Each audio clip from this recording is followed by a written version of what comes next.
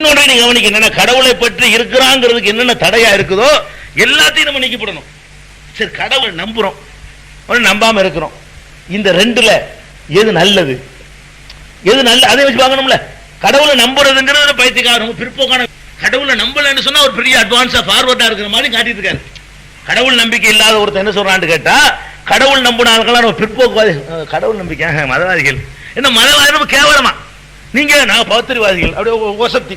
அப்ப கடவுளை நம்புறது உயர்வானதா, கடவுளை நம்பாம இருக்கிறது உயர்வானதா?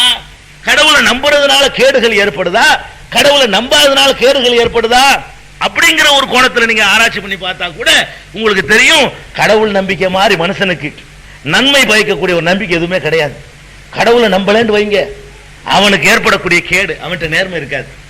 எல்லா மனிதன்ட்டையுமே அவனுடைய அறிவு சொல்ற தீர்ப்புக்கு எதிராக நடக்கக்கூடிய தன்மை இருக்குது. இதை பகுத்தறிவாதி ஒத்துக்கிற மறுக்க மாட்டான். அவன் அறிவு ஒண்ணு சொல்லணும், அதுக்கு மாத்தமா அவன் செய்வான். தண்ணி அடிக்க கூட அறிவு சொல்லணும், ஆனா போய் அடிப்பான். புகை பிடிக்க கூட அறிவு சொல்லணும், ஆனா போய் பிடிப்பான். அடுத்தவன் சொத்தை ஏமாத்த கூட அறிவு சொல்லணும், ஆனா ஏமாத்துவான். அப்ப மனிதர்கள்ட்ட ரெண்டு தன்மைகள் இருக்காம, அறிவு ஒரு பக்கம் நல்லதை சொன்னா கூட அந்த அறிவுக்கு கட்டுப்படக்கூடியவனாக மனுஷன் இருக்கல. அந்த அறிவேந்திக்கு போட்டு விதிச்சு போட்டு அதை தாண்டி இன்னொரு ஆசைக்கு அடிபடக்கூடியவனாக தான் இருக்கலாம் மனுஷன் இருக்கிறான். இதை பார்க்கிறோம். அப்ப மனிதனை நல்வழிப்படுத்தணும்னு சொன்னா, மனிதனை ஒரு ஒழுங்கான சீரான பாதையில கொண்டு போகணும்னு சொன்னா அவனுக்கு ஒரு நம்பிக்கை தேவை. எந்த நம்பிக்கை தேவை? நமக்கு மிஞ்சி ஒரு சக்தி இருக்குது, நம்மளை பார்த்துக்கிட்டு இருக்கிற ஒரு சக்தி இருக்குது, ஏமாற்ற முடியாத ஒரு சக்தி இருக்குது, யாருக்கும் தெரியாமல் ஒரு இருட்டு அறைக்குள்ள உட்கார்ந்துகிட்டு ஒண்ணு செஞ்சாலும் அதை பார்க்கக்கூடிய ஒரு சக்தி இருக்குது. அப்படிங்கிற நம்பிக்கை ஒருத்தனுடைய உள்ளத்துல வருமானால் அவன் எது நல்லதுன்னு தெரியல அதைத்தான் செய்வான், கெட்டதுன்னு தெரியல செய்ய மாட்டான். செய்ய போகும்போது என்ன செய்வான்? யாரும் பார்க்காம செய்யலாம்னு நினைச்சா கூட ஒருத்தன் பார்த்துக்கிட்டு இருக்கிறான்ல, யாரும் பார்க்கல, அத்தா பார்க்கல, அம்மா பார்க்கல, அரசாங்கம் பார்க்கல, ஊர்ல உள்ள எவனும் பார்க்கல, ஆனா ஒருத்தன் பார்க்கிறானே, கடவுள் ஒருத்தன் பார்க்கிறானே அப்படின்னு நம்பக்கூடிய நேரத்தில் இவனுடைய வாழ்க்கையில எப்படிப்பட்ட ஒரு மறுமலர்ச்சி ஏற்படுதுன்னு பாருங்க. இவன் தன்னளவில் நல்லவன் ஆயிடுறான், உலகத்துக்கு நல்லவன் ஆயிடுறான். ஏமாத்தலைன்னா உலகத்துக்கு நல்லது, மோசடி பண்ணலன்னா உலகத்துக்கு நல்லது, திருடலைன்னா உலகத்துக்கு நல்லது, கலப்படம் பண்ணலன்னா உலகத்துக்கு நல்லது, அளவு நிர்வையில மோசடி செய்யலைன்னா உலகத்துக்கு நல்லது, அடுத்தவங்களுக்கு ஆசைப்படலைன்னா உலகத்துக்கு நல்லது, விபச்சாரம் செய்யலைன்னா உலகத்துக்கு நல்லது. இப்படி உலகத்துக்கெல்லாம் எது நல்லதா இருக்குதோ அவனுக்கும் நல்லதா இருக்குதோ அந்த மாதிரி வழியை தேர்ந்தெடுப்பதற்கு கடவுள் நம்பிக்கை துணை செய்யுமா, கடவுள் மறுப்பு துணை செய்யுமா? கடவுள் மறுப்புக்காரன் செய்வான், கலப்படம் பண்ணுவான். ஏன்டா பண்றானே? பண்ணுனா இப்ப என்னடா செய்வீங்க? என்னடா செய்ய முடியும்? பண்ணுனா இப்ப எனக்கு என்ன ஏற்படும்? கலப்படம் பண்ணுனா எனக்கு 100 ரூபாய்க்கு 5 ரூபா கிடைக்கிறதுக்கு பதிலா 25 ரூபா கிடைக்குது. கலப்படம் பண்ணலன்னு சொன்னா வெறும் 5 ரூபா கிடைக்கும். ஏன் பகுத்தறிவு பிரகாரம் 25 ரூபா லாபம் கிடைக்கும் நான் செய்யறேன். இப்படி செய்யலாமா? அநியாயம் இல்லையா? என்னடா அநியாயம்? எனக்கு லாபம் கிடைக்கும் நான் செய்யறேன், அதான பகுத்தறிவு. எனக்கு எது நன்மையா இருக்கு அப்படிதான் செஞ்சுக்கிட்டு இருக்கிறான். அப்போ ஒரு கடவுளை நம்புறவன் போய் சொல்லி பாருங்க, இப்படி பண்றிய செய்யலாமா? ஒருத்தரும் கவர்மெண்ட்லாம் நீ சரி கேட்டு செஞ்சா கூட ஒருத்தனை சரி கேட்ட முடியுமா? ஒருத்தன் பார்த்துட்டு இருக்கானே, ஒருத்தன் கேட்டுக்கிட்டு இருக்கிறானே. அப்ப இந்த மாதிரியான நம்பிக்கைகள் நம்மிடத்துல வரக்கூடிய நேரத்துல மனித வாழ்க்கையில ஒரு சீரான ஒரு நிலைமை ஏற்படும். யாரும் யாருக்கு மோசடி செய்ய மாட்டான். எல்லாத்தையும் இந்த நம்பிக்கை வந்துருச்சுன்னு வைங்க, இன்னைக்கு கொஞ்சம் மோசடி நடந்துகிட்டு இருக்குன்னு சொன்னா எல்லாத்தையும் வராதனால நடக்குது. எல்லாருமே கடவுளை நம்பி, எல்லாருமே கடவுளை எந்த விதத்தில் இஸ்லாம் நம்ப சொல்கிறதோ அறிவுபூர்வமா அந்த மாதிரி நம்பிட்டான்னு சொன்னா உலகத்துல திருட்டு, பொய், பிராரை, பித்தலாட்டம், மோசடி, ஏமாத்து எதுவுமே இருக்காது. அவ்வளவு ஒரு அற்புதமான ஒரு உலகம், அற்புதமான ஒரு சமுதாயம் உருவாகி போயிடும். அப்ப இந்த கடவுளை நம்புறது என்பது மனிதன் நல்லவனா போறதுக்கு ஒரு லகானு. ஏன்னா லகான் இல்லைன்னு நம்ம பாக்குறோம். ஒவ்வொரு மனுஷனும் தன்னை எடை போட்டு பார்த்தான்னு சொன்னா அவனுக்கு ஒரு லகான் தேவைப்படுதுங்கிறது அவனே விளங்குவான். ஒவ்வொரு மனுஷனுடைய மனசாட்சி சொல்லுது, நமக்கு ஒரு கடிவாளம் இல்லைன்னா நம்ம வீணா போயிருவோம். நம்ம வாட்டுக்கு விட்டோம்னா என்ன வேண்டாலும் செய்ய சொல்லுது மனசு. மனம் ஒரு குரங்கொண்டு வேற சொல்லிக்கிறான். மனித மனம், அதாவது அறிவு வேற மனம் வேற பிரிச்சுக்கிட்டு அறிவு இப்படி சொல்லுது, மனசு இப்படி சொல்லுது, நான் இப்படி செய்யற நல்லது நினைக்கிறேன் ஆனா என்னை இப்படி இழுத்துட்டு போயிடுது அப்படின்னு சொல்றியப்பா. உன்னை தீய வழியில கொண்டு போவதற்கு உன்னை அறியாத ஒரு சக்தி உன்னை இயக்கிக்கிட்டு இருக்கும் பொழுது அதுக்கு ஒரு கடிவாளத்தை போட்டு இழுத்து நிறுத்துறது நல்லதா அல்லது போற போக்குல விட்டு விடுவது நல்லதான்னு சொல்லி உன் மனசாட்சியில தீர்ப்பு கேட்டா அது சொல்லும், கண்டிப்பா லகான் வேணும், கண்டிப்பா கடிவாளம் வேணும். அந்த கடிவாளத்தின் அடிப்படையில தான் இப்படி ஒரு பெரிய மாற்றத்தை வச்சுக்கிட்டு இருக்கிறோம். நபிகள் நாயகம் ஸல்லல்லாஹு அலைஹி வஸல்லம் எந்த காலத்துல இந்த மார்க்கத்தை சொன்னாங்களோ அந்த மக்களுடைய வரலாறு நீங்க பாத்தீங்களா? உலகத்தில் அப்படிப்பட்ட ஒரு கேடுகட்ட சமுதாயம் இருந்ததே கிடையாது. ஐயாமுல் ஜாகிலியா, அறியாமை காலம்னு சொல்றோம். அந்த மாதிரி 100 மில்லி அடிச்சுட்டு ஆடுறான்.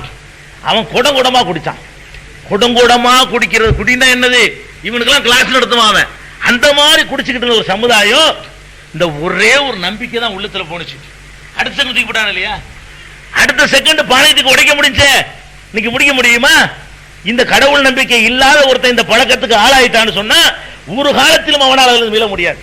கடவுள் நம்பிக்கை இல்லாத ஒருத்தன் விபச்சாரத்தில் மூழ்கிட்டான்னு சொன்னா அவனை ஒரு காலத்தில் அது மீட்டெடுக்க முடியாது.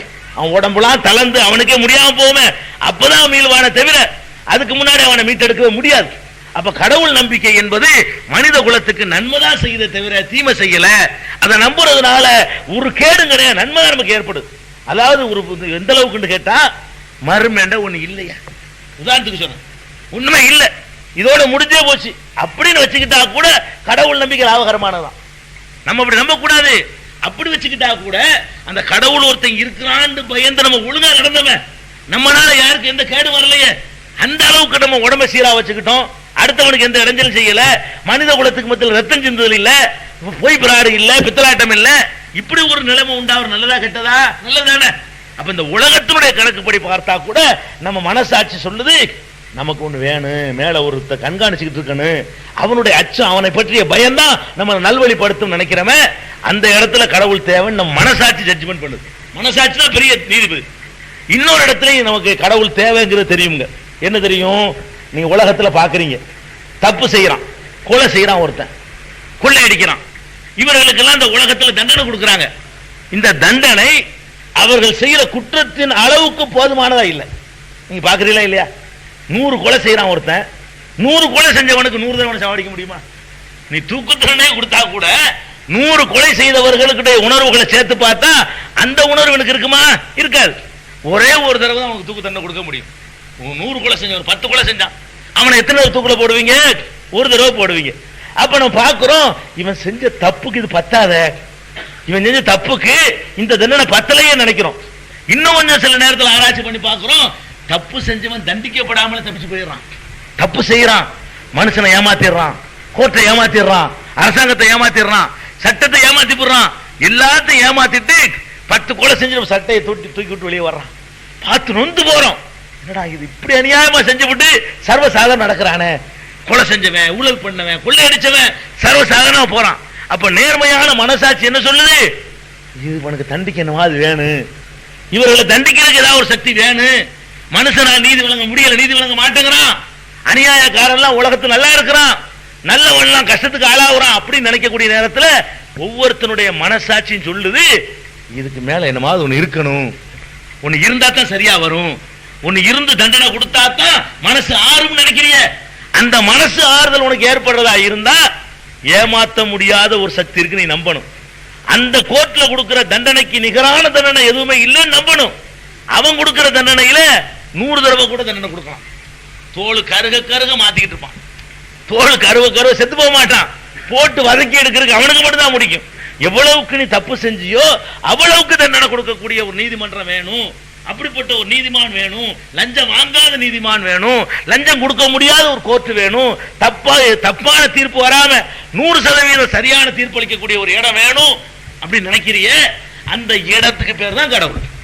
அப்ப நம்ம மனசாட்சி சொல்லுது இந்த உலகத்தில் நடக்கிற அக்கிரமங்களுக்கு எல்லாம் ஒரு தீர்வு கிடைக்கணும்னு சொன்னா நமக்கு மிஞ்சி ஒரு நீதிமன்றம் இருக்கணும். இந்த உலகத்தில் கண்டிப்பா நீதி யாருக்குமே கிடைக்கல, நீதி கிடைக்கவே இல்லை. எந்த நாட்டினுடைய நீதிமன்றங்களா இருந்தாலும் நீதி கிடைக்கவே இல்லை, அநியாயக்காரர்களுக்கு சாதகமா தான் இருக்குது. அப்ப அந்த மாதிரி நேரத்தில் நம்ம பார்க்கிறோம் கடவுள் நம்பிக்கை கண்டிப்பா தேவையில்லைன்னா சரியா வராது. இதை பார்க்கிறோம். இந்த ஒரு நன்மை, உலகத்துக்கு ஒரு நன்மை, மனசு ஆறுதல் ஆகுதுல. ஒரு இழப்பு ஏற்பட்டு போயிடுது, ஒரு கஷ்டம் ஏற்பட்டு போயிடுது, ஒரு துன்பம் ஏற்பட்டு போயிடுது, இதெல்லாம் வந்தவன என்ன செய்யறான்? மனசை செத்து போக தெரியாது. பாக்குறீங்களா இல்லையா? எவனே ஒருத்தனை காதலிச்சுட்டு அதுக்கான தற்கொலை பண்ணிட்டான் நேற்று ஒருத்தி, பாத்தீங்களா இல்லையா? அதாவது சாவுறதுக்கு ஒரு காரணம் எல்லாம் கிடையாது, ஒரு துன்பம் வருது, துன்பம் வந்தவன என்ன செய்யறது? தாங்க முடியல, 1 லட்சம் ரூபாய் நஷ்டம், செத்துறான். கடங்காரெல்லாம் மொச்சு போடுவான், செத்துறான். ஒரு ஆம்பளை பொம்பளை விரும்புறான், பிடிக்கல, செத்துறான். பொம்பளை ஆம்பளை விரும்புறா, மாட்டு கை கூடல, செத்துறான். அப்ப எதுக்கு தான் சாவுறன்னு கணக்கு கிடையாது. கடனுக்கு தற்கொலை, வைத்த வலிக்கு தற்கொலை, தீராத நோய்க்கு தற்கொலை, பரீட்சையில ஃபெயில் ஆனா தற்கொலை, வழங்குதா, புள்ள செத்து போனா தற்கொலை, புருஷன் செத்தா பொண்டாடி தற்கொலை, பொண்டாடி செத்தா புருஷன் தற்கொலை. இது பாக்குறீங்களா உலகத்துல? அப்ப இந்த துன்பங்கள் வரும் பொழுது அதை தாங்க முடியாமல் தற்கொலை நோக்கி ஓடுறான, இதுக்கெல்லாம் ஒரே காரணம் அந்த பகுத்தறிவுங்கிறானதான். எங்க இருக்கிறான் கடவுள்? கடவுள் எங்க இருக்கிறான் அப்படின்னு நினைக்கிறவன் தான் சாவுறானே தவிர கடவுளை சரியா நம்புற ஒருத்தன் தற்கொலை பண்ண மாட்டான். அவன் என்ன செய்வான்? அட போடா, இது இல்லைன்னா என்னடா, எனக்கு ஒரு சுப்ரீம் கோர்ட் இருக்குது, அங்க கிடைக்கும். எனக்கு ஒரு நீதிமன்றம் இருக்குது, சுப்ரீம் கோர்ட்ல நான் மனு வழக்கு போடுவேன், அங்க எனக்கு சரியான நீதி கிடைக்கும், அங்க பாத்துக்கிறேன், அங்க உள்ள நான் அனுபவிச்சுக்கிறேன் அப்படின்னு நினைச்சான்னு சொன்னா இவன் சாவுவானா? தற்கொலை செய்யறவன்லாம் நீங்க பாத்தீங்கன்னா மதவாதி மாதிரி தோற்றம் அளிப்பான், உள்ளுக்குள்ள அவன்கிட்ட என்ன இருந்துச்சுன்னு சொன்னா கடவுள் இல்லைங்கிற நம்பிக்கை தான் இருந்துச்சு. வெளியில பார்த்தா அவன் ஒரு மதவாதி மாதிரி காட்சி அளிப்பான், உள்ளுக்குள்ள அவன் கடவுளை ஒழுங்கா நம்பல, கடவுளை புரிஞ்சுக்கல.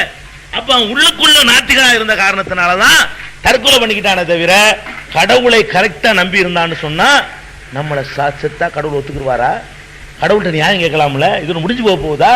கடவுள் தான் நமக்கு ஒரு விசாரணை மன்றம் வச்சிருப்பார்ல, கடவுள்கிட்ட முறையிடுவோமே, இந்த கஷ்டம் போனா இன்னொரு நன்மை கடவுள் தருவாரு. இப்படி ஒருத்தர் நினைக்கிறான்னு சொன்னா தற்கொலை செய்ய மாட்டான். நீங்க உலகத்தினுடைய புள்ளி விவரத்தை எடுத்து பாத்தீங்கன்னா முஸ்லீம்கள் எல்லாம் தற்கொலை செய்யக்கூடிய சதவீதம் கம்மி. முஸ்லீமும் ஒழுங்கான முஸ்லீமா இருந்தா அறவே இல்லைன்னு சொல்லி போடலாம். இவனும் பேரளவுக்கு தான் இருக்கான். நிறைய பேர் பேரளவுக்கு இருக்கிற இந்த கட்டத்தில் கூட சதவீதம் எடுத்து பாத்தீங்கன்னு சொன்னா 100 பேர் தற்கொலை செய்யறான்னா 95 பேர் முஸ்லீமா இருக்க மாட்டான். 100 தற்கொலை செய்தவர்கள் 5 பேர் தான் தேர்வான் முஸ்லீம், 95 பேர் மத்தமா இருக்கிறான் இந்தியாவில். ஆனா நம்ம இருக்கிற 20%, 20% இருந்தா தற்கொலையில் 20% இருக்கணும்லங்க. 100க்கு 20ங்கிற கணக்கில் நம்ம இந்த நாட்டில் வாழ்றோம். அப்ப 100 செத்தான தற்கொலையில 20 சாவணும். முஸ்லீம் எவ்வளவு தற்கொலை பண்றான்னு பாத்தீங்கன்னா 100க்கு 5 தான் சாவுறான். 100 தற்கொலையில 5 தற்கொலை முஸ்லீம் தற்கொலை, 95 தற்கொலை முஸ்லீம் அல்லாதவருடைய தற்கொலையா இருக்குது. அப்ப இதுல என்ன வழங்குறோம்?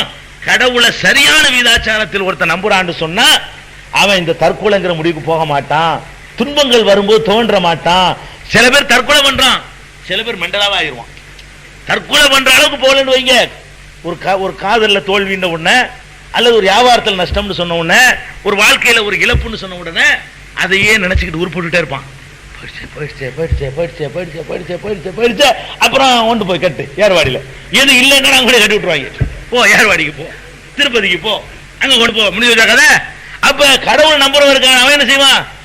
கடவுள் இருக்காருல்லப்பா, 1 லட்சம் தானே போயிட்டு போகுது, பெண்ண இன்னும் கொஞ்சம் உழைச்சு பார்ப்போம், தருவார் கடவுள் தருவார் அப்படின்னு சொல்லி சும்மா இறக்கி வைக்கிறானே, அவன் மிண்டல் ஆக மாட்டான். கடவுளை கரெக்டா நம்பினான்னு சொன்னா தற்கொலை பண்ண மாட்டான். கடவுளை கரெக்டா நம்பினான்னு சொன்னா பைத்தியக்காரன் ஆக மாட்டான், மனநோயாளி ஆக மாட்டான். மிண்டல் ஆகுறதுக்கெல்லாம் காரணம் என்னங்கிறீங்க? கடவுளை சரியா நம்பாதுதான். ஒன்னு நாத்திகனா இருப்பான், இல்லைன்னா சரியா நம்பி இருக்க மாட்டான். கடவுளை கரெக்டான விதத்தில் நம்பக்கூடிய யாரா இருந்தாலும் அவன் என்னதான் தோல்வி வரட்டுமே, எவ்வளவுதான் அடுக்கடுக்கான துன்பங்கள் வரட்டுமே, அவனை கொஞ்சம் கூட ஆட்டி படைக்க முடியாது. அவன் நம்பிக்கை கொஞ்சம் கூட அசையாது. எந்த அளவுக்குண்டா பெருமானார் ஸல்லல்லாஹு அலைஹி வஸல்லம் இதுக்கு பெரிய உதாரணமா காட்டலாம். எந்த அளவுக்கு மகன் இறந்து போயிட்டார், மகன் இப்ராஹிம் இறந்துடுறாரு. ஒரு ஆம்பளை பிள்ளை இல்லாம அல்லாஹ் கொடுத்த ஒரு ஆம்பளை பிள்ளை. அப்ப மகன் இறந்தவுடனே அந்த துன்பம் எவ்வளவு பெருசா இருக்கும். அது ஒரே ஒரு ஆம்பளை பிள்ளையை பெற்று, அதுவும் வயசான காலத்துல பெற்று பறி கொடுத்தவர்கள் யாராவது இருந்தா அவர்களுக்கு தெரியும். ஆம்பளை பிள்ளைய கொடுக்காம எல்லாம் பொம்பளை பிள்ளையா கொடுத்து கடைசியில் ஒரு 50 வயசுல ஒரு ஆம்பளை பிள்ளைய கொடுத்தா அந்த பிள்ளை நல்லா பேசி சிரிச்சு நடை பயின்று விளையாடிக்கிட்டு இருக்கும்போது செத்து போச்சுன்னு சொன்னா அதை மற்ற ஆட்களுக்கு வழங்க முடியாது. அந்த ஸ்டேஜில் ஒருத்தன் இருந்தான்னு சொன்னா அவனுக்கு வழங்க முடியும். அவ்வளவு பெரிய இழப்பு, கண்கள் அப்படி கண்ணீரை கொட்டுது, உள்ள விம்முக. அவங்களே சொல்றாங்க இவ்வளவு பெரிய இழப்பு ரசூல் ஸல்லல்லாஹு அலைஹி வஸல்லம் ஏற்படுது. இவ்வளவு பெரிய இழப்புடைய நேரத்தில் கண்ணீர் விட்டு கொண்டிருக்கிற நேரத்தில் அங்கனக்குள்ள உள்ளவங்க பேசிக்கிட்டு இருக்கிறாங்க. நல்லா கவனிக்க வேண்டிய சம்பவம். ஒரு செகண்ட்ல ஸ்டடியா வராங்க பாத்தீங்களா? இந்த கடவுள் நம்பிக்கை ஒரு வினாடி நேரத்தில் மனிதனை ஸ்டடி கொண்டு வந்துருது. இது இல்லாதவர்களுக்கு அது வராது. என்ன ஸ்டடிக்கு வர்றாங்க? அந்த நேரத்தில் மக்கள் எல்லாம் பேசிக்கிறாங்க, சூரிய கிரகணம் ஏற்பட்டிருக்கு. நபிகள் நாயகத்தினுடைய மகன் இறந்ததுனாலதான் சூரிய கிரகணம். சகாபாக்கள் பேசுறாங்க, ரசூலுல்லாஹ்வுடைய புள்ள இறந்து போச்சு, அன்னைக்கு பார்த்து சூரிய கிரகணம். இன்னைக்கு மாதிரி சூரிய கிரகணத்தை பத்தி பெரிய அறிவியல் விளக்கம்லாம் அந்த காலத்தில் கிடையாது. அந்த மக்கள் என்ன பேசிக்கிறாங்க? ரசூலுல்லாஹ்வுடைய புள்ள மூத்தா போச்சுல, அதுதான் சூரிய கிரகணம், சூரியன் துக்கம் நசிக்குதுன்ட்டாங்க. இது ரசூல் ஸல்லல்லாஹு அலைஹி வஸல்லம் பள்ளியில் இருக்கிறாங்க, அந்த பேசிக்கொண்டிருக்கிற காதல உழுவுது. உடனே வர்றாங்க. இந்த இடத்துல யாரா வருவாங்களா? அவங்களே சோகத்தில் இருக்கிறாங்க, புள்ள மூத்தா போச்சுன்னு. அந்த நேரத்தில் என்ன சொன்னாலும் கண்டுக்கிற மாட்டோம். நம்ம ஒரு பெரும் சோகத்துல மூழ்கி இருக்கக்கூடிய நேரத்தில் உலகத்துல என்ன நடந்தாலும் அடிச்சா 2 பிள்ளை அடிச்சுக்கிட்டு சாவும், புருஷன் எடுத்து போயிருவான், பொண்டாட்டி துக்கத்தில் இருப்பா, 2 பிள்ளைகள் அடிச்சுக்கிட்டு வெட்டி குத்துக்கிட்டு நிற்கும். இவளுக்கு அதெல்லாம் கவனம் வராது, புருஷனா போயிட்டா என்ன தொலைஞ்சு போ, அப்படிதான் இருப்பா. அந்த நேரத்தில் போய் யாரும் கண்டிக்க மாட்டாங்க, தப்பு கண்ணு முன்னாடி நடக்கும், அதை கண்டிக்கணுங்கிற மூடே வராது, என்ன தொலைஞ்சிட்டு போ. 3 நாள் சாப்பிட்டு இருக்காது புள்ள, இவ எப்படி சோகமா இருப்பா, இந்த புள்ள சாப்பிட்டுச்சு அந்த புள்ள, அதை பத்தி அவங்களுக்கு தெரியாது, நீ சாப்பிட்ட நானே புருஷனை இருந்து உட்கார்ந்துருக்கேன் அப்படிங்கிற மாதிரி தான் இருக்கும். அப்ப யாரெல்லாம் பெரிய இழப்புக்கு ஆளாயிட்டாங்களோ அக்கம் பக்கத்தில் நடக்கிறதெல்லாம் கவனிக்கிறதுக்கு மனசே வராது. ஒரு வாரமாவது ஆகும் நார்மலுக்கு வர்றதுக்கு. நபிகள் நாயகம் ஸல்லல்லாஹு அலைஹி வஸல்லம் அந்த குழந்தை அடக்கம் பண்ண கூட இல்லை, இறந்து போன உடனேயே இப்படி துக்கத்துல விம்மி விம்மி அழுகுறாங்க. அழுவிக்கிட்டு இருக்கும் பொழுது அங்க மக்கள் பேசுற காதுலையும் கேட்குது, நிதான ஸ்டடியை பத்தியெல்லாம் இந்த மாதிரி சுக்கம் நசிக்குது, உடனே வர்றாங்க, சொல்லாதீங்க, இந்த மாதிரிலாம் சொல்லக்கூடாது, இதெல்லாம் அல்லாஹ்வுடைய அத்தாட்சிகள்ல உள்ளது, அதாவது நடக்க வேண்டிய நேரத்தில் நடக்கும், யாருடைய முகத்துக்கு இது நடக்காது, யாருடைய பிறப்புக்கு நடக்காது, இதெல்லாம் இயற்கையா நடந்து கொண்டிருக்கக்கூடிய காட்சிகள், இதோட என்னுடைய மகனுடைய மரணத்தை நீங்க சம்பந்தப்படுத்தாதேங்கிறாங்க. இது எதுக்கு நான் சொல்ல வர்றேன்னு கேட்டா, எவ்வளவு ஸ்டடின்னு பாத்தீங்களா? இந்த மாதிரி ஸ்டடியாக யாருக்கு இருக்க முடியும்? கடவுள் ஒருத்தன் இருக்கிறான்னு யார் நம்புறானோ அவனுக்கு மட்டும்தான் இந்த ஸ்டடி சாத்தியமாகுமே தவிர, அது இல்லைன்னு சொன்னா 6 மாசம் அவன் துக்கத்தை மறக்கிறதுக்கு. அவ்வளவு அன்பு வச்ச ஒருத்தனா இருந்தான்னு சொன்னா 6 மாசமோ 3 மாசமா ஆகும். சில நேரத்தில் தாங்க முடியாம அவன் மனநோயாளியோ தற்கொலை பண்ணிக்கிற நிலைமைக்கு அவன் உடனே தள்ளிப்படும். அப்ப நம்ம பார்க்கிறோம், கடவுளை நம்புவது என்பது ஒரு சுமை தாங்கி மாதிரி, சுமந்துகிட்டே இருப்போம், இறக்கி வைக்கிறதுக்கு ஒரு சுமை தாங்கி. அது என்ன சுமை தாங்கி?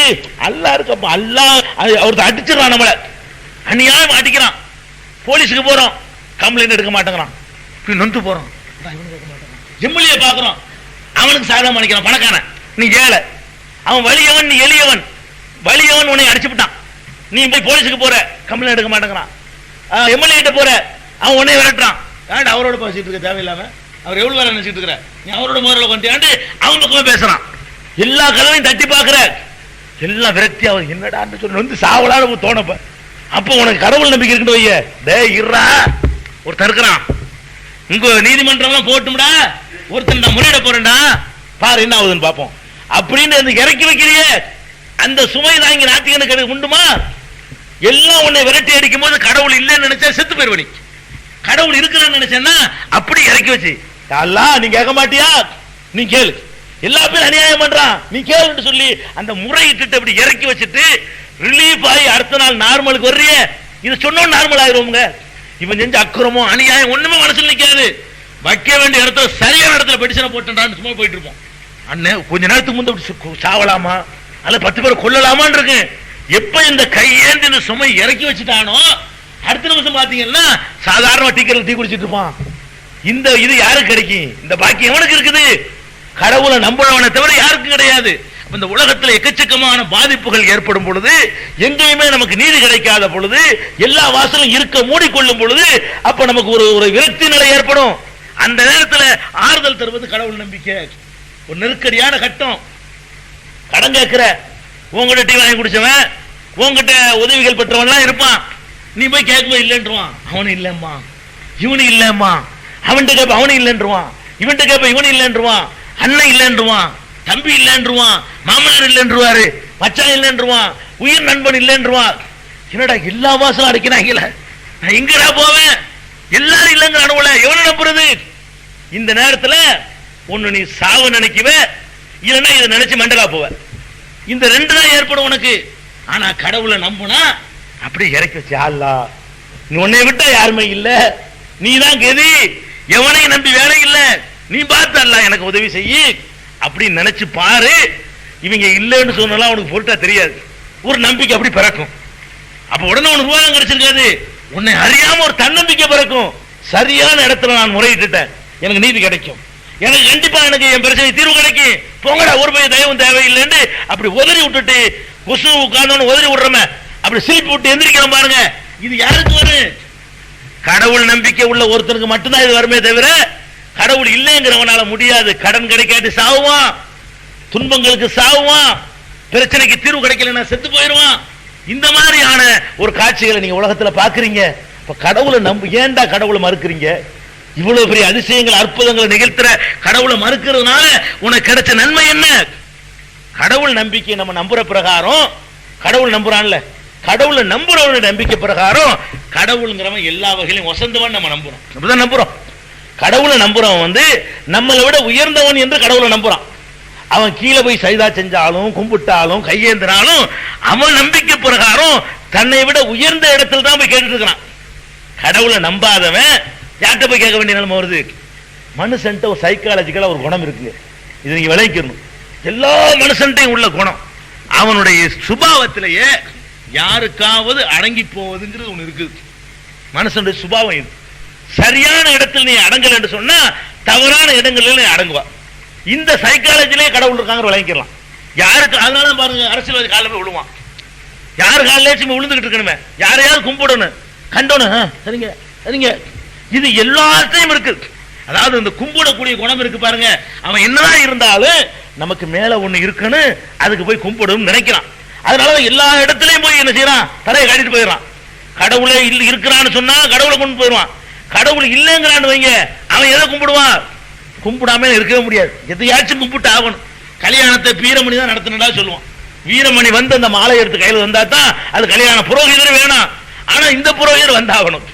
புரோகிதர்லாம் வேணாம், யார் வரணும்? இந்த புரோகிதர் வந்து இவர் வந்தா தான் எங்களுக்கு அது கௌரவம், இவர் வந்தா தான் அந்த கல்யாணம் வந்து சிறப்பா இருக்கும் அப்படிங்கிற அளவுலையாவது இந்த கும்பிடுதல், இந்த கும்பிடுற தன்மை எல்லா மனுஷன்டையும் இருக்கு. நீ வந்து உன்னை விட மேம்பட்டவனை கும்பிடுறா முடிவு பண்ணிக்கிட்டேன்னா உன் சுயமரியாதை பாதுகாப்பு. கீழான இடத்துல கும்பிடல, அட இல்லைன்னு வச்சுட்டு போடா. உன் யாருக்கு முன்னாடி குனிஞ்ச? நீ உன் நம்பிக்கை பிரகாரம் உன்னை விட எல்லாத்தையும் விட சிறந்தவன் அவனுக்கு தான் குனிஞ்ச. உன்னைய மாதிரி மலத்தை சுமந்துக்கிறவன, உன்னைய மாதிரி சிறுநீரை சுமந்துகிட்டு இருக்கிறவன, உன்னைய மாதிரி ஆசாபாசம் உள்ளவன, உன்னைய மாதிரி எல்லா வகையிலையும் பலவீனமானவன, உன்னைய மாதிரி நோய்க்கு ஆளாகக்கூடியவன, உன்னைய மாதிரி முதுமை அடையக்கூடியவன, உன்னைய மாதிரி செத்து போகக்கூடியவன நீ கும்பிடலையே. உனக்கு மேல உள்ளவனத்தை கும்பிட்ட. நீ மேல உள்ளவனை கும்பிட மறுத்தேன்னு சொன்னா கீழே உள்ளவனை உனக்கு ஈக்குவலா உள்ள ஆளை கும்பிடுவ, இல்லைன்னா உன்னை விட கீழே உள்ளவனை போய் கும்பிடுவ. அந்த நிலைமைக்கு ஆளாகாமல் மனுஷனை தடுத்து நிறுத்துவது இந்த கடவுள் நம்பிக்கை. இதுக்கு பெரிய பெரிய சான்றுகள் ஆதாரங்கள்லாம் வேண்டியதே இல்லை. இப்ப கண்ணுக்கு முன்னாடி நீங்க பார்த்துக்கிட்டு இருக்கிற ஒரு ஆதாரம் தான் நமக்கு. இப்ப ஈவர பெரியார் எவ்வளவு நாள் ஆச்சுங்க? அவர் பிறந்து 103 வருஷம் ஆகுது. அவர் செத்து எத்தனை வருஷம் இருக்கு? ஒரு 20 வருஷம் இருக்குமா? அவ்வளவுக்குள்ளதான் இருக்கும்னு நினைக்கிறேன். அவர் பிறந்து 103 வருஷம், அவர் செத்து எவ்வளவு இருக்கு? ஒரு 20 வருஷம் இருக்கும். அந்த ஆள் செத்து 20 வருஷம் தான் ஆகுது. 20 வருஷத்துல கல்ல சிலை வச்சு கும்பிட எல்லாம் செஞ்சு விட்டானா சரி. நபிகள் நாயகம் ஸல்லல்லாஹு அலைஹி வஸல்லம் மௌத்தா எவ்வளவு நாள் இருக்கும்? 1004 வருஷம் மேலாச்சு. அப்ப 20 வருஷத்துல இவ்வளவு மாற்றம் வந்தா 1000 வருஷத்துல எவ்வளவு மாற்றம் வந்திருக்கணும்? 20 வருஷத்துல உனக்கு ஒரு கல்லு தேவைப்பட்டுச்சு, 20 வருஷத்துல ஒரு சிலை தேவைப்பட்டுச்சு, 20 வருஷத்துக்குள்ளேயே மாலை தேவைப்பட்டு போச்சு, 30 வருஷத்துல கோவில் தேவைப்படும், 40 வருஷம் தேர் தேவைப்படும், எல்லாம் தேவைப்பட்டு போயிடும். இப்ப 20ல சிலை அளவுக்கு நிக்குது, விழாக்கள் வந்துருச்சு. அண்ணாவுக்கு சமாதி கட்டி அங்க செருப்பு கட்டிட்டு போங்க, அந்த அளவுக்கு அங்கேயும் 10 இதெல்லாம் கொளுத்தி அது வழிபாடு தலமா ஆகி போச்சு. அப்ப 10 வருஷம் 20 வருஷத்துல இவ்வளவு நடக்குதுன்னு சொன்னா 1400 வருஷம்ங்கிறது அப்படி தலைகீழா மனுஷனை சேஞ்ச் பண்ணக்கூடிய நீண்ட காலம், பெரிய காலகட்டம். இது என்ன வேணாலும் நடந்து போயிடும். நபிகள் நாயகத்துக்கு எங்க சிலை இருக்குதா? எங்கேயாவது திருவிழா உண்டா? தேர் உண்டா? ஒண்ணுமே கிடையாது. நபிகள் நாயகமே நீங்க தான் எங்களுக்கு பிள்ளையை தரணும்னு கேட்டது உண்டா? நபிகள் நாயகமே எங்க நோயை நீங்க தான் நீக்கணும்னு நம்ம கேட்டிருக்கிறோமா? 14 நூற்றாண்டுகள் கடந்த பிறகும் கூட கடவுளை நம்பின காரணத்தினால, நம்பிக்கை ஒரு இடத்துல கரெக்டா வச்சுட்ட காரணத்தினால வேற இடத்துக்கு நம்ம போகவே இல்லை. வைக்க வேண்டிய இடத்துல வச்சுட்டோம், சரியான இடத்துல வச்சுட்டோம், உயர்ந்த இடத்துல வச்சுட்டோம். அதுக்கு மேல வேற இடத்துல வச்சா கீழே இறங்கணும், மேல வர முடியாது. எதுக்கு மேல இடம் இல்லை அப்படிப்பட்ட ஒரு இடத்துல கொண்டு நம்பிக்கை வச்சுட்டோம். எல்லாம் சூப்பர் பவர். அவன்கிட்ட கொண்டு நம்பிக்கை வச்ச பிறகு கீழே இறங்குறவன நிலைமை உனக்கு என்ன செய்யல, ஏற்படவே இல்லை. 1400 வருஷமாக நீ கல்ல வணங்காம இருக்கிற, 20 வருஷத்துல பகுத்தறிவாதிங்கிறவன் கல்ல வணங்குறான்னா யார் பகுத்தறிவாதி? யார் பகுத்தறிவாதின்னு கேட்கிறேன். 20 வருஷத்துல கொண்டு போய் கல்லுக்கு மாலை போடுறான, 14 நூற்றாண்டு ஆன பிறகு நீ மாலை போடாம இருக்கிறிய, யார் பகுத்தறிவாதி? நீ எந்த தலைவன் காலில் விழுவலையே, எவனுக்காக வேண்டி ஜெய போட்டுட்டு ஓடலையே, அவன் ஓடிக்கிட்டு இருக்கிறான, யார் பகுத்தறிவாதி? அப்ப பகுத்தறிவாதம் எதுன்னு கேட்டா கண்ணு முன்னாடி காட்டுறான் அல்ல. இதுவே பெரிய அதிசயமா இருக்கு. இத்தனை வருஷம் கடந்த பிறகு கூட எவனாலும் அசைச்சு பார்க்க முடியல. அல்லாண்டு அல்லா தாண்டா, அல்லா இடத்து யாரும் கொடுக்க முடியாது. என் முன்னாடி கொடுக்க மாட்டேன், பிள்ளைய கொடுக்க மாட்டேன், புருஷனுக்கு கொடுக்க மாட்டேன், அம்மாவை கொடுக்க மாட்டேன், அத்தாவை கொடுக்க மாட்டேன், அஜத்தை கொடுக்க மாட்டேன், தலைவனுக்கு கொடுக்க மாட்டேன். அந்த இடம் ஒரே ஒருத்தனுக்கு தான். அப்படின்னு சொல்லி இன்னைக்கு வரைக்கும் 14 நூற்றாண்டு ஒரு சமுதாயம் காப்பாத்திக்கிட்டு வருது. இபாதத்து இல்லாத சமுதாயம், தண்ணி அடிக்கிற சமுதாயம், கெட்ட செயல்களில் மூழ்கி போன சமுதாயமா இருந்தும் கூட இதுல கரெக்டா பாருங்க. எல்லாத்திலும் கரெக்டா தான் எங்க போயிருப்பாங்க, எல்லாத்திலும் கரெக்டா இல்ல, ஆனா இதுல கரெக்டா இருக்கும்ல. அரைக்குறைய 1/2% இஸ்லாமே இந்த வேலையை செய்யுது. நம்ம கிட்ட இருக்கிற இஸ்லாம் இருக்கு 1/2% இஸ்லாம் தான். இன்னும் 99 வர வேண்டி இருக்குது. 1/2% இஸ்லாம் இருக்கும் பொழுது இவன் நபியை கும்பிட மாட்டேங்கிறான். 1/2% இஸ்லாம் இருக்கும் பொழுது இவன் கல்ல வணங்க மாட்டேங்கிறான். 1/2% இஸ்லாம் இருக்கும் பொழுது அல்லாஹ் வணங்காட்டாலும் போயிட்டு போறான். சூரியனை வணங்க மாட்டான், சந்திரனை வணங்க மாட்டான், மரத்தை வணங்க மாட்டான். அப்போ உனக்கு எது பகத்தறிவுங்கிற? இந்த 1/2% செய்யற வேலை உன் 100% செய்யலையே. உன்னுடைய பகத்தறிவு 100% பகத்தறிவுங்கிறியப்பா, அது செய்யாத வேலையை 1/2% கடவுள் நம்பிக்கை பண்ணுது. இஸ்லாம் சொல்லக்கூடிய கடவுள் நம்பிக்கை பண்ணுது. அப்ப நம்ம விளங்கணும், கடவுள் ஒருத்தன் இருப்பதுதான் அறிவுக்கு ஏற்றது. கடவுள் ஒருத்தனை நம்புறதுதான் நமக்கு ஏற்றது, சமுதாயத்துக்கு ஏற்றது. கடவுள் ஒருத்தனை நம்புறதுதான் ஆத்மாவுக்கு ஒரு நிம்மதியை தரக்கூடியது. நீங்கள் எல்லாம் அந்த நம்பிக்கை உள்ள மக்கள். ஒரு நாளைக்கு ராத்திரியில் இன்னைக்கு வேண்டாம் ஒண்ணு, உங்களுக்கு எத்தனை பிரச்சனை இருக்கும், கவலை இருக்குல்ல? கவலை இல்லாம யாராவது இருக்கிறீங்களா? ஒரே நாள்ல ஒரு செகண்ட் அந்த கவலை இறக்கி வைக்க வழி சொல்லிட்டா உங்களுக்கு. இன்னைக்கு ராத்திரிக்கு தொழுது புட்டு ஒரு 1/2 மணி நேரம் அழுது துவா செய்யுங்க. தமிழ்லையே என்னென்ன உங்களுக்கு வேணுமோ அழுதுறது கடவுள்கிட்ட கேளுங்க. 1/2 மணி நேரம் கழிச்சு பாருங்க, ஒண்ணுமே இருக்காது உங்க மனசுல, ஒரு கவலை இருக்காதுங்க. எல்லாத்தையும் இப்படி இறக்கி கொண்டு போய் ஒரு சுமையில தூக்கி கொடுத்து போட்டு நம்ம வெறும் ஆள நிக்கிற மாதிரி இருக்கும். மூட்டையை தூக்கிட்டு வர்றவங்க முதல்ல வலிக்கும், இன்னொருத்த அப்படி மொத்தமா வாங்கிட்டானே எப்படி இருக்கும், எவ்வளவு ரிலீஃபா இருக்கும். அந்த மாதிரி யாரும் வாங்கிட்டு போன மாதிரி இருக்கும், இருக்கிற சுமையெல்லாம் வாங்கிட்டு போன மாதிரி இருக்கும். அப்ப இந்த மாதிரியான ஒரு ஆத்ம திருப்திகள் எல்லாம் கண்டிப்பா இந்த கடவுள் மறுப்பாளர்களுக்கு, கடவுள் இல்லைன்னு சொல்லக்கூடிய மக்களுக்கு கிடைக்கவே கிடைக்காது. அப்ப நம்ம என்ன விளங்கிக்கணும்னு கேட்டா, கடவுள் அல்லாஹ்வை நம்புறதுங்கிறது தேவை.